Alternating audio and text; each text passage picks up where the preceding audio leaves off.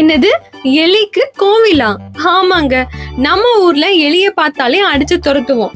ஆனா ராஜஸ்தான்ல இருக்கிற ஒரு கோவில்ல 20,000 எலிகளை சாமியா கும்பிடுறாங்களாம்.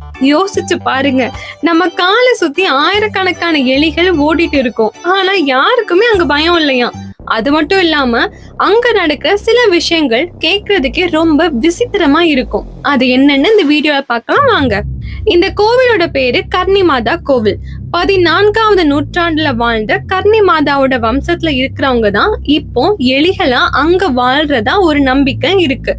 சொல்ல போனா அங்க இருக்கிற எலிகளை அவங்க கபா அப்படின்னு கூப்பிடுறாங்க, அதாவது அவங்களோட முன்னோர்கள்.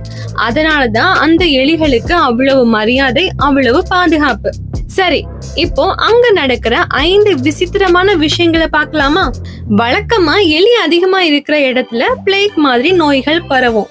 ஆனா இவ்வளவு வருஷமா அங்க வர லட்சக்கணக்கான பக்தர்கள்ல ஒருத்தர் கூட எந்த நோயும் வந்ததே இல்லையா. இது ஒரு பெரிய மெடிக்கல் மிராக்கல்னே சொல்லலாம். அங்க இருக்கிற எலிகள் சாப்பிட்டு மிச்சம் வைக்கிற பால், லட்டு இதையெல்லாம் தான் பக்தர்களுக்கு பிரசாதமா தராங்களாம். அத சாப்பிட்டா அதிர்ஷ்டம்னு வேற மக்கள் நம்புறாங்களாம். கேட்கவே கொஞ்சம் ஷாக்கிங்கா இருக்குல்ல. நீங்க தெரியாம கூட ஒரு எலிய மிதிச்சு கொன்னுடக்கூடாது.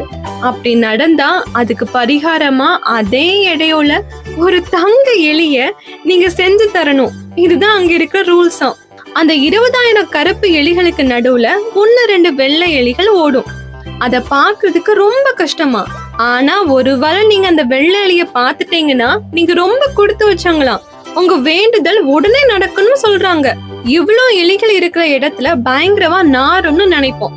ஆனா ஆச்சரியம் என்னன்னா இந்த கோவில்ல எந்த கெட்ட வாடையுமே வராதான். அறிவியலால விளக்க முடியாத பல விஷயங்கள் நம்ம நாட்டுல இருக்கு. அதுல இந்த எலி கோவிலும் ஒண்ணு. நீங்க என்ன நினைக்கிறீங்க? இது வெறும் நம்பிக்கையா இல்ல உண்மையாவே அங்க ஏதோ மர்மம் இருக்குமா? கமெண்ட்ல சொல்லுங்க. இந்த மாதிரி இன்னும் நிறைய சுவாரஸ்யமான வீடியோகளுக்கு நம்ம சேனலை சப்ஸ்கிரைப் பண்ணிடுங்க. நெக்ஸ்ட் வீடியோல பாக்குறேன். Bye bye.